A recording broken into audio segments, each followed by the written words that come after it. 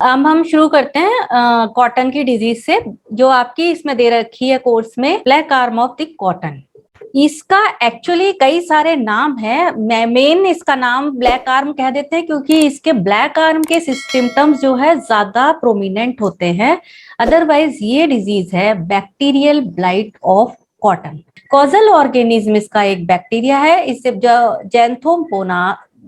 Xanthomonas एक्सोनोपोडिस, जिसका पैथोवार है या वैरायटी है माल्वेसियरम, और इसको पहले जेंथोमोनास कैंपेस्ट्रिस पैथोवार माल्वेसियरम, मतलब एक्सोनोपोडिस अब इसका ये नया नाम हो गया है, कैंपेस्ट्रिस के नाम से जाना जाता था।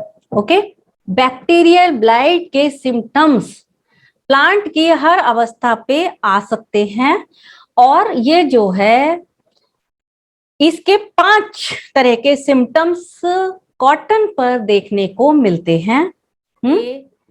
सीड लगाने से, मतलब बीज को लगाने से लेकर हार्वेस्टिंग तक बैक्टीरिया प्लांट की किसी भी अवस्था पर अटैक करता है।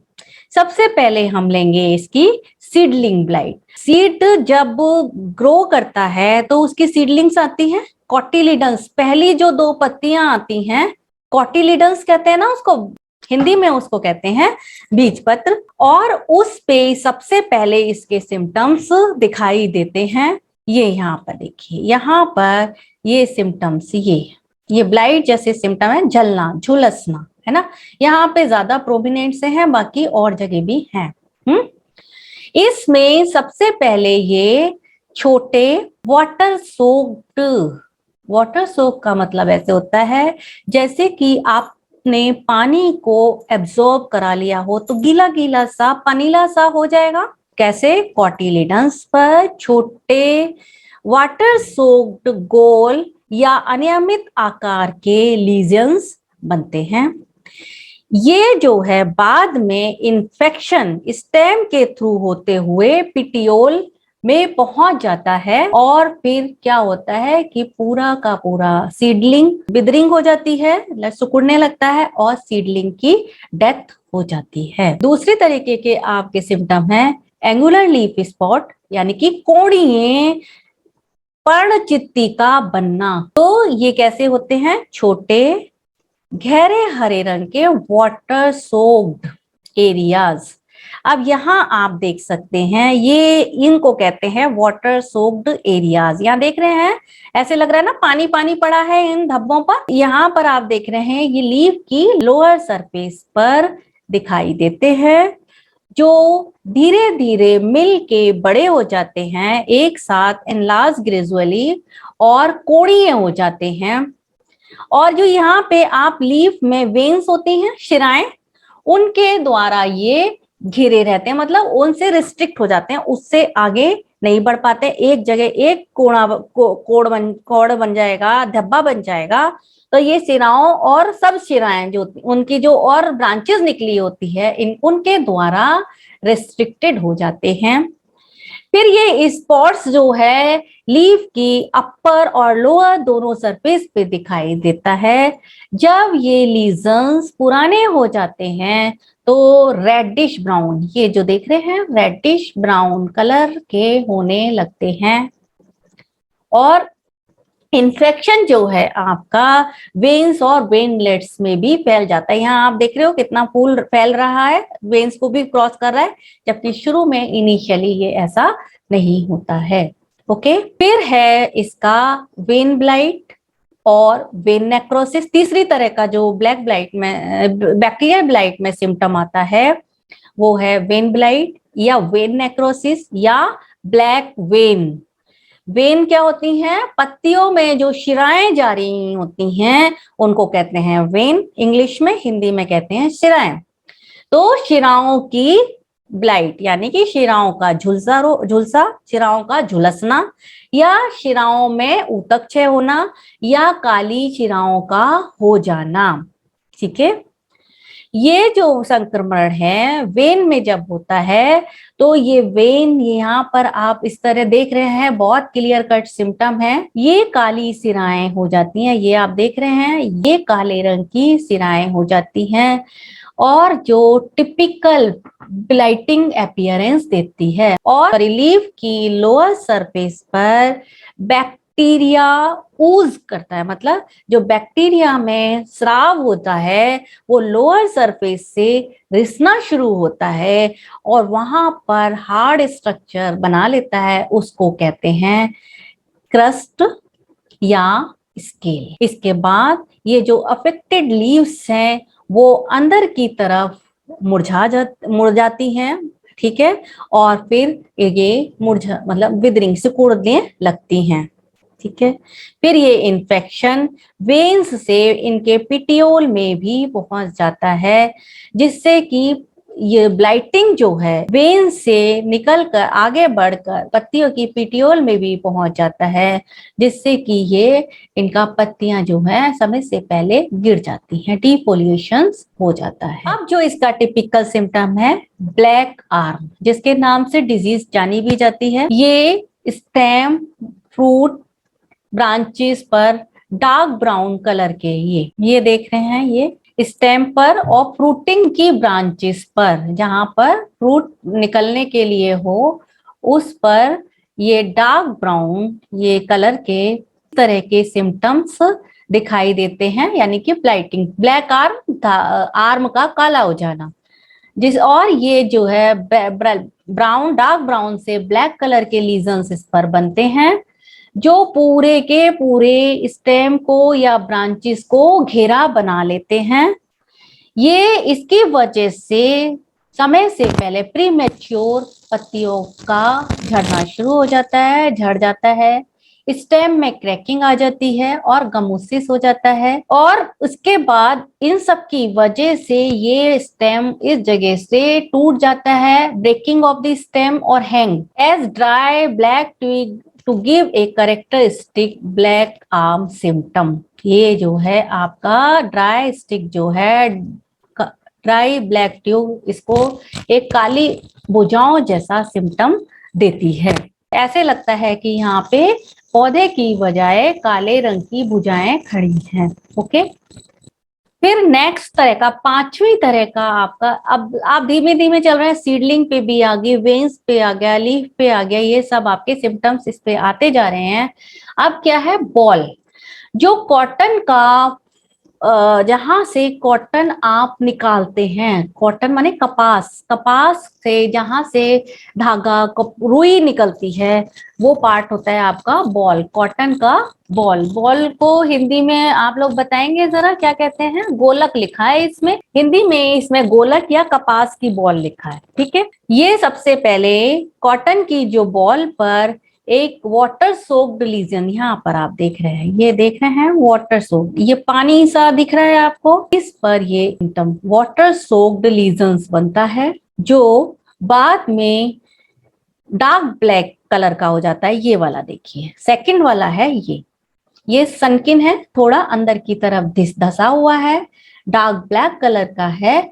जो वाटर सोक्ड अभी आप पहला वाला देख रहे थे, उससे जब जैसे जैसे टाइम बीतता जाता है वो इस तरह से कॉटन की बॉल पर हो जाता है, ठीक है, इरेगुलर हो जाता है, सनकिन इरेगुलर, धसा हुआ और अनियमित आकार का हो जाता है। ये इन्फेक्शन धीरे धीरे पूरे उस पर अंदर तक बॉल, ये जो अंदर से बॉल को काट के दिखाया हुआ है वहां तक पहुंच जाता है, entire boll and shedding occurs, ठीक है।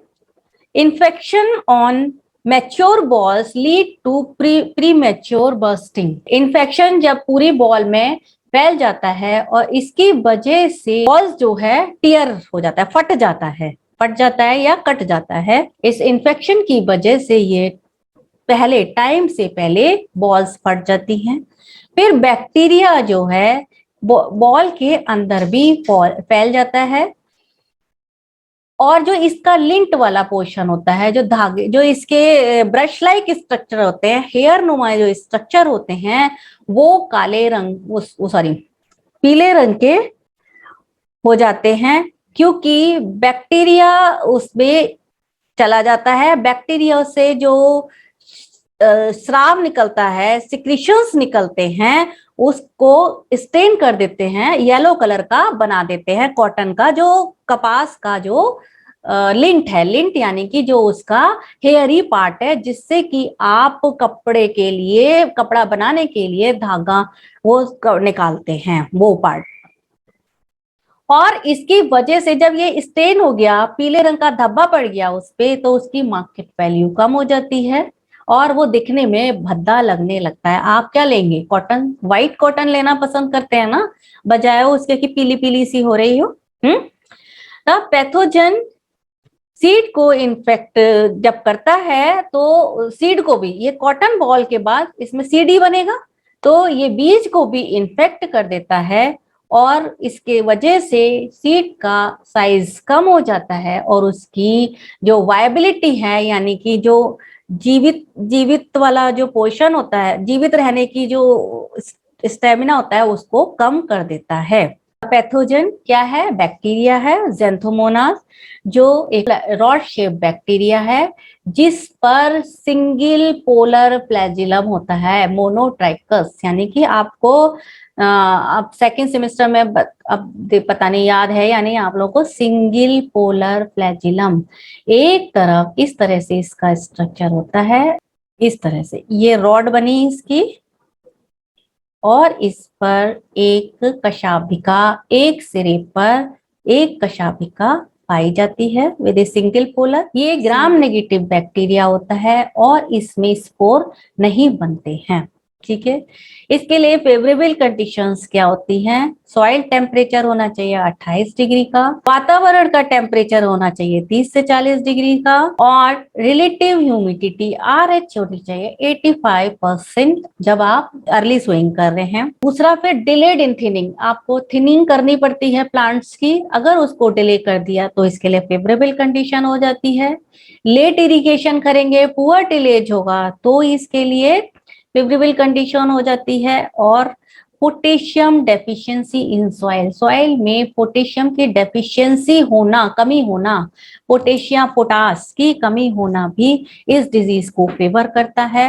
अक्टूबर के और नवंबर के समय में पहले बारिश हो जाए और फिर उसके बाद तेज रोशनी यानी तेज सूरज निकल जाए, तो ये डिजीज को हाईली फेवर करता है, बहुत ज्यादा फेवरेबल कंडीशन बन जाती है। ठीक है, इसकी डिजीज साइकिल, बैक्टीरिया कहाँ सरवाइव करता है? ड्राइड प्लांट डेब्रिस में या सॉइल में। ये बैक्टीरिया सीड बॉर्न भी है, यानी कि कॉटन के सीड के अंदर ये बैक्टीरिया सरवाइव कर जाता है। और ये कहाँ रहता है?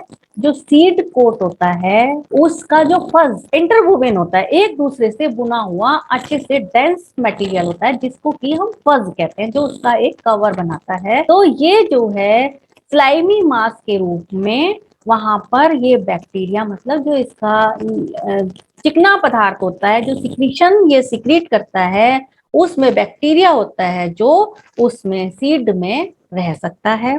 इसके अलावा बैक्टीरिया दूसरे होस्ट पर भी अटैक करता है जहां पर ये सरवाइव कर सकता है। जेट्रोफा, ये यहाँ पे स्पेस छूट गई है गलती से, इरियोडेंट्रॉन के दूसरे होस्ट होते हैं।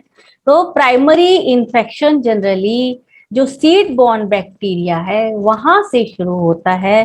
सेकेंडरी स्प्रेड बैक्टीरिया का कैसे होता है? द्वितीयक फैलाव बैक्टीरिया का हवा के द्वारा उड़ाई गई बूंदों के द्वारा, सिंचाई के पानी के द्वारा, इंसेक्ट्स कीट के द्वारा, और आपके जो इक्विपमेंट्स इसमें यूज कर रहे हैं उसके द्वारा इसका द्वितीयक प्रसार होता है।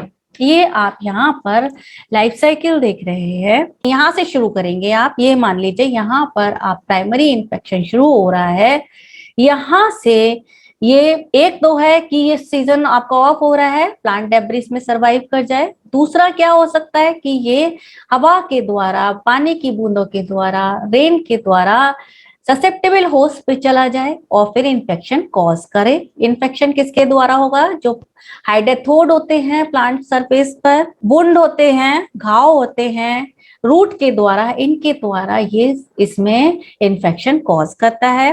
फिर ये इन्फेक्शन लीफ, वास्कुलर टिश्यू और इस सब में होता हुआ फिर इस पे लीफ पर लीजन्स बना लेता है। दूसरा क्या हो सकता है, सिस्टेमिक इन्फेक्शन हुआ, सीड आपका इन्फेक्टेड हो गया। जब आपने इन्फेक्टेड सीड को लगाया तो सीडलिंग पर ही इन्फेक्शन आ गया। ये सिस्टेमिक इन्फेक्शन होता है इसमें, ये नहीं कि बाहर ही बाहर होगा, ये बैक्टीरिया का इन्फेक्शन प्लांट के अंदर सिस्टम में हो जाता है। सिस्टेमिक को हिंदी में कहते हैं, कौन बताएगा हिंदी में क्या कहते हैं? मैम तंत्रात्मक। तंत्रात्मक, ये भी एक हिंदी हो सकती है, लेकिन और किसने बताया ये मुझे? मैम प्रेम। प्रेम ने, गुड। हाँ, मतलब जो सिस्टम के अंदर चला जाए, तंत्र के अंदर, प्लांट के फ्लोएम में, जाइलम में, तभी मूव करेगा ना प्लांट में, एक जगह से, एक सेल से दूसरे सेल में मूव कर जाए, तंत्रात्मक हो जाए। तो ये इन्फेक्टेड सीडलिंग से हुआ, फिर उसके बाद आगे बढ़ के इसने पूरे प्लांट में इन्फेक्शन कॉज किया, फिर हम यहाँ पर आ गए। ये इसकी डिजीज साइकिल होती है। इसका मैनेजमेंट क्या होगा? कॉटन सीड को डिलिंट करें। जब डिलिंट करेंगे मतलब उसका कॉटन को के लिंट को निकालना होता है ना, तभी तो आप उसका कपास बनाएंगे, रुई बनाएंगे। तो उसको concentrated sulphuric acid at 100 ml per kg of seed में डिलिंट करें। Treat the delinted seed. Delinted seed को कार्बोक्सिन या oxycarboxin 2 gram per KG के रेट पर करें, या सीड को स्ट्रिप्टोमाइसिन सल्फेट के सॉल्यूशन में 1000 ppm पार्ट पर मिलियन में सीड को पूरी रात भिगो के रखें। इन्फेक्टेड प्लांट डेब्रिस को डिस्ट्रॉय कर दें। जितने भी वॉलंटियर कॉटन प्लांट्स हैं, वीड होस्ट हैं, उनको उखाड़ के फेंक दें। क्रॉप रोटेशन को फॉलो करें। जो उसके लिए परपोषी नहीं है उनके साथ फसल चक्र अपनाएं। शीघ्र ही थिनिंग कर दें, कटाई छटाई कर दें, और शीघ्र ही पोटास के साथ अर्थिंग कर दें। रेजिस्टेंट वेराइटीज को ग्रो करें। स्ट्रिप्टोमाइसिन सल्फेट प्लस टेट्रासाइक्लिन के मिक्सचर का 100 ग्राम का सॉल्यूशन लेकर कॉपर ऑक्सीक्लोराइड के साथ मिक्स करके 1.25 किलोग्राम पर हेक्टेयर के रेट पर स्प्रे करें।